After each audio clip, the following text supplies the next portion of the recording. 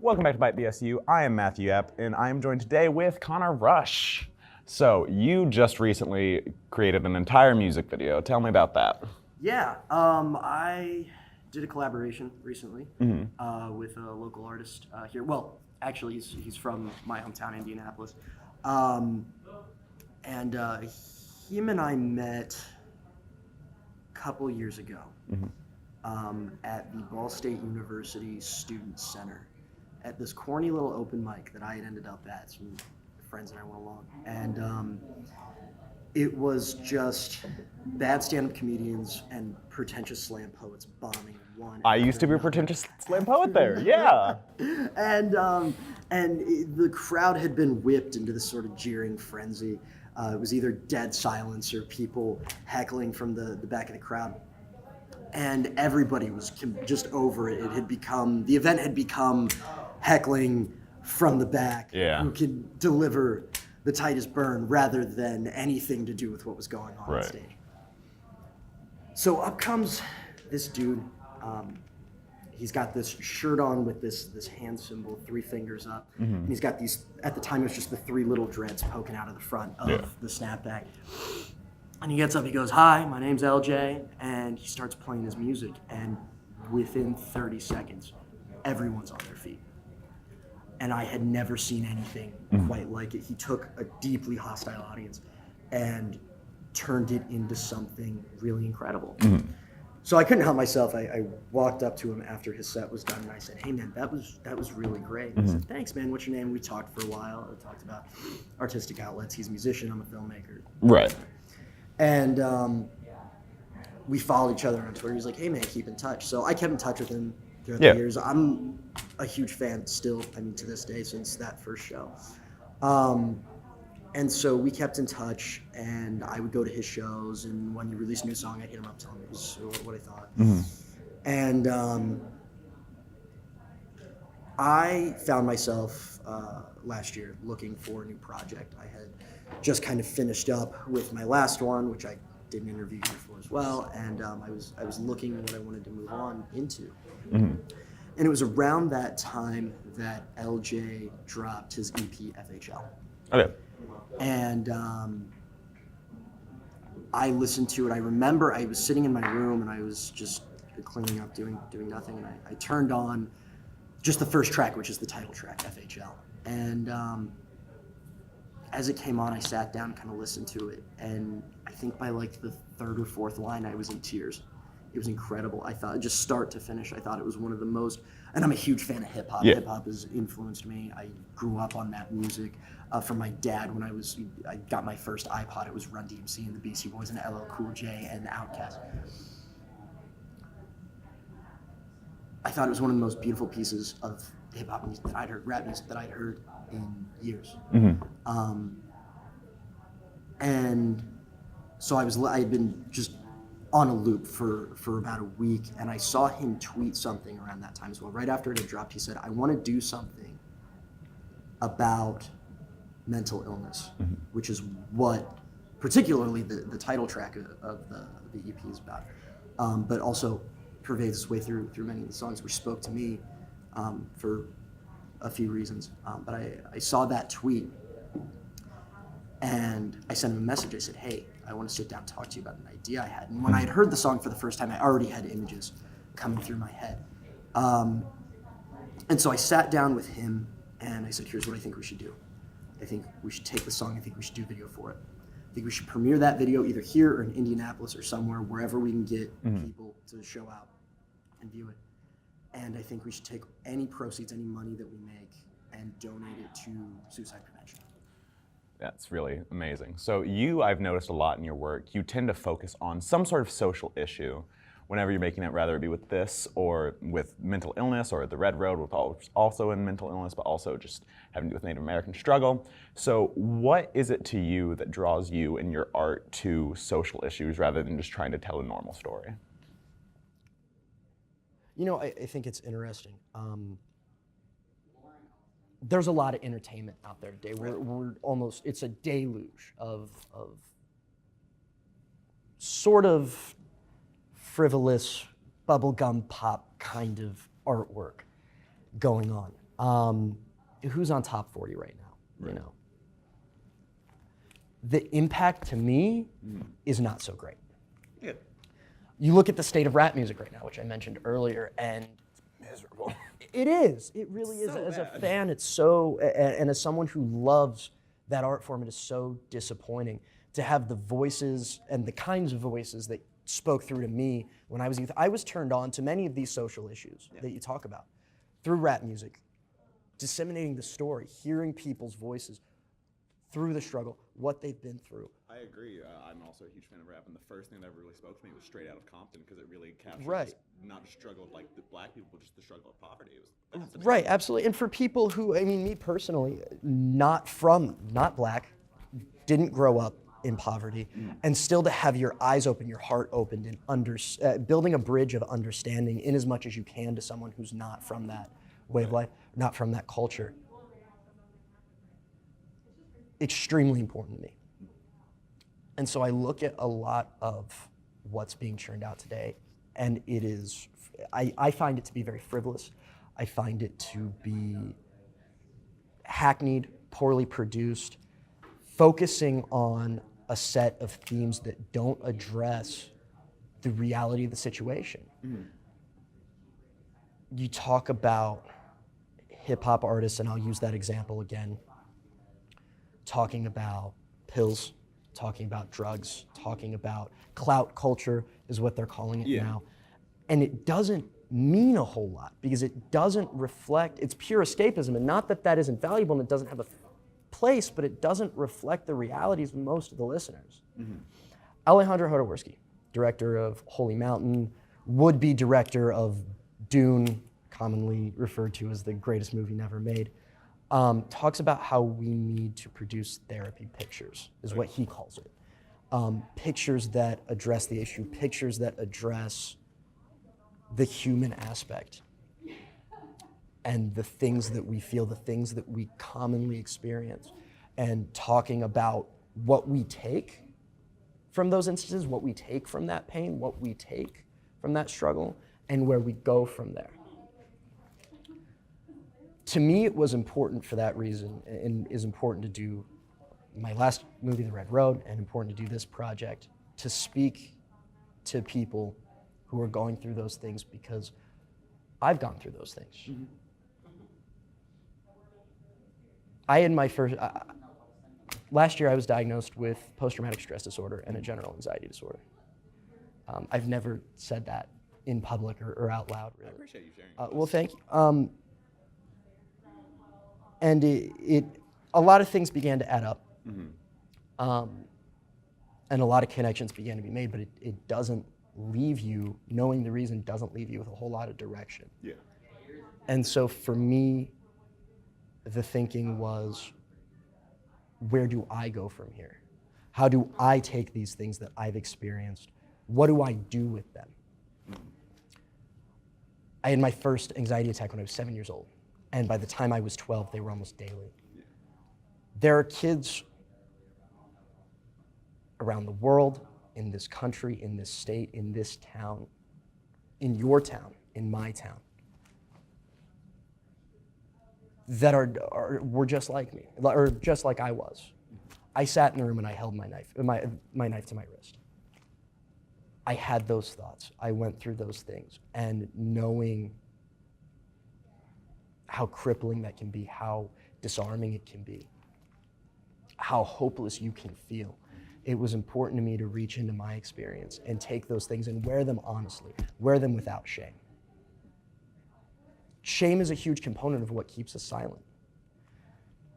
It's a huge component of what prevents people from speaking up. It's why I'm standing up now and I'm saying, I have post-traumatic stress disorder. Not only do I have post-traumatic stress disorder, my post-traumatic stress disorder results from sexual assaults that I went through throughout high school and college as a man. That can often be silenced. Women are often silenced.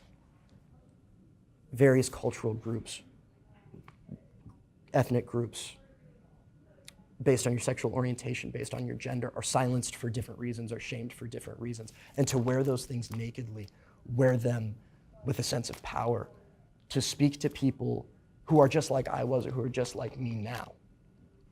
How do you speak through those walls when someone is alone, when someone feels hopeless? This project is my answer to that. It's rebirth for me in the sense that I am no longer allowing myself to be caged, to be silenced. And I want to speak to people who have been to those places and give them a sense of togetherness. Again, build bridges of understanding between people, even people who are the same. That is very important to me. And when LJ and I sat down and we discussed this project and what it was going to be, that was the central focus, was speaking through that, speaking to those people and creating a sense of hope. I would just like to say, as someone who's also been through anxiety and fear and crippling depression and all these things, I just think what you're doing is just really wonderful, and I appreciate that. So thank you, not just for sharing today, but for sharing your art to help people get through that. Focusing specifically, like you said, on your project with LJ, so you guys chose a music video, obviously because LJ did that, but how do you think music in itself combined with film is a way that really can show those struggles? It's interesting. I think a lot of people within the medium of film or television or whatever, there's a lot of, I try not to see things as separate. I try not to differentiate. Yes, differentiate based on the genre. I'm going to attack a documentary differently than I attack a music video. Right. That's important. When you don't, you get All Eyes on Me, the Tupac biopic, which was a disaster, directed by Benny Boom. But the place that it comes from, emotionally, the place that it comes from me as an artist, where my mind is at, what I'm trying to express, I try to put that at the center of it, and then use the medium as the lens through which to view that. I think there's a particular advantage in the music video when you have music that connects emotionally so greatly, not only to the filmmaker, but to the audience. Right. In that now we're talking about not just we're not just attacking it from sonically from the medium of music. There's this other element now to support that, and for synergistically for the music to support the visual. And when you come at it from both of those angles, you reach people not, I don't know that you necessarily reach more people, but you reach people in more ways. And I thought that was a challenge that I wanted to take on. That was something that I felt really suited where my mind was at with what I wanted to do next. And that was something that LJ and I saw similarly. And so we were able to work together very well using that. So if somebody is, say, making a music video, what like kind of issues did you run into different from a documentary? Because obviously those are much longer. Right. The issue that you're talking about, and if we're talking about a matter of craft, if you're talking about narrative versus documentary, because this falls into narrative filmmaking where things are sort of predetermined. Right. To an extent. This one was a little different. I'll talk about that in a minute. But narrative filmmaking is like classical music. Okay. It is rehearsed. Everyone knows their part. You have a conductor, usually the director. Depending on the aspect of the industry in which it's being created, there might be someone else actually sort of puppeteering everything. But generally speaking, you're talking about the directors, the conductor. Everyone knows their part. And you go from there and you rehearse, and then the performance is what ends up on screen. Documentary filmmaking to me is more like jazz. It's improvisational. You have elements that are not necessarily in your control. Yes, jazz ensembles often have a director of some sorts, but really what it is it's up to the players, the musicians, improvising. You take several bars, someone comes in, steals the song, brings it in that direction. The way that those moving parts interact with each other and the improvisational aspect of that often bring out a level of truth that can't necessarily be found or is masked by the blind spots of narrative filmmaking. There are things about narrative filmmaking that can't be reached in a documentary sense. What I tried to do here is I wanted to marry those a little bit. Okay. in the production of FHL, I went around the country.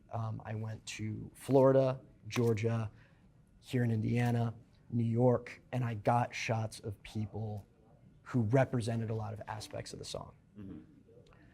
And allowing them to take their stories, and I would talk to them. I would get an understanding for where they came from in travels and with people I met and that sort of thing, and if people were open to it, asking them to tell me just a little bit about their story, where they were coming from, and allowing them to express that and express their hope, express the love that they had for themselves, for people around them, for perhaps a passion or a vocation or whatever it was. Through these things, these struggles, these barriers that they had overcome, that was improvisational. Weaving it into the story that LJ tells, that's where those two ideas married. And I think what excited me about that idea was we could take sort of predetermined ideas set forth in the music and bring into them a light that is very real. A lot of debate about what is real and what is not in the sense of art, but something that is reality, something that exists in the day-to-day, regardless of whether or not the cameras are on. And being able to bring those two things together, I think, gave this project something that it would be lacking without that. So say this is the first time anyone's seen any of your projects, any of your work. What do you want them to take away from this video? Well, I hope you like it. That's fair. Really what it is it's just that goal that I was talking about earlier, which is FHL, the title of the song, stands for faith, hope, and love.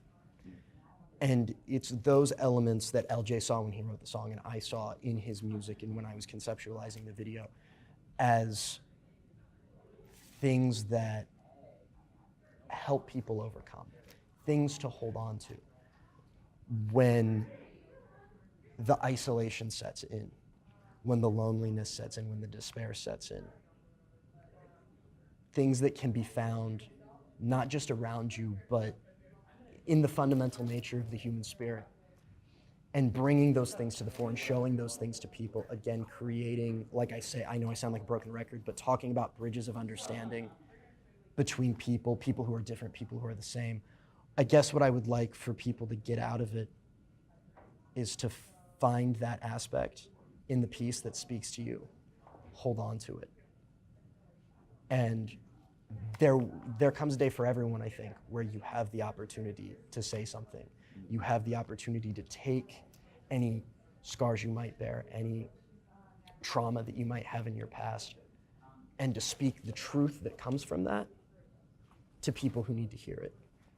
And so that is what I would want. I would want people who see this project to take those things that speak to them and one day speak that truth to someone else. Obviously, like I've said, don't want to be a broken record, but you guys are doing wonderful work. Other than just watching the video, what can people do to get involved with the charities or just to support mental illness awareness? Absolutely. Well, if you're in the Muncie area or the northern, or wherever you are, if you can make it here, we are premiering at the Sauna, February 22nd, Great venue. 2019, 114 North Calvert Street. I hope I'm not getting that wrong. It's on, I'm trying to visualize the flyer in my head. If you come, $5 at the door. All proceeds go to suicide prevention. I'm not taking a dime. The Sauna is not taking a dime. They've been great. Max Denari, wonderful partnering with me and with us, with LJ on this. It was really important just from the get-go, and I kind of went out when I announced this project. I went on social media hiatus for a couple months while I worked on it just to clear my head and stay focused.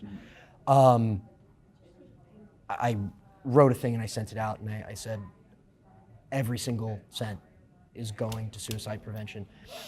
There is, to me, there's a little reward in putting this out there and having it be this beautiful idea, this beautiful message, without anything actionable behind it. And so if we were to sit here and put this out and advocate for this and then reap all the benefits, it read as extremely opportunistic and disingenuous. And being that this is something that is in my background, that is in LJ's background, we both thought it was really important that if we're gonna go out here and say this, we're gonna back it up with something tactile, something that we can really use beyond just the message, beyond just opening hearts and changing minds to help people. So $5 at the door, the sauna, February 22nd. Every single dime goes to suicide prevention. And hope to see you there. We're hoping to get as many people as possible in that door, hear the music, see the film. It's going to be a good time. All right, well, before we go, man, is there anything else you'd like to say? Doing this film has been a really incredible experience for me and for LJ. And we've met a lot of really wonderful people and seen a lot of really wonderful things. And I'm just filled with an immense amount of gratitude for everyone who's ever done anything to get us to this point. I'd like to thank a few people, if I can. Go for it. Camera here. I'm gonna forget someone, I know it. I just wanna take a couple minutes to thank my parents for being extremely supportive of this whole endeavor. I wanna thank, as always, shout out to Spirit Lake Nation, everybody there, Alice, all my friends, Arnie, thank you guys so much. You guys changed my life when I came out there, and I would not be here without you guys. Let's see, I want to thank the whole crew. I want to thank everybody who participated, who was in front of the camera. Again, Max Denari, Michael Tone, Sana, everybody there for hosting us and helping us out.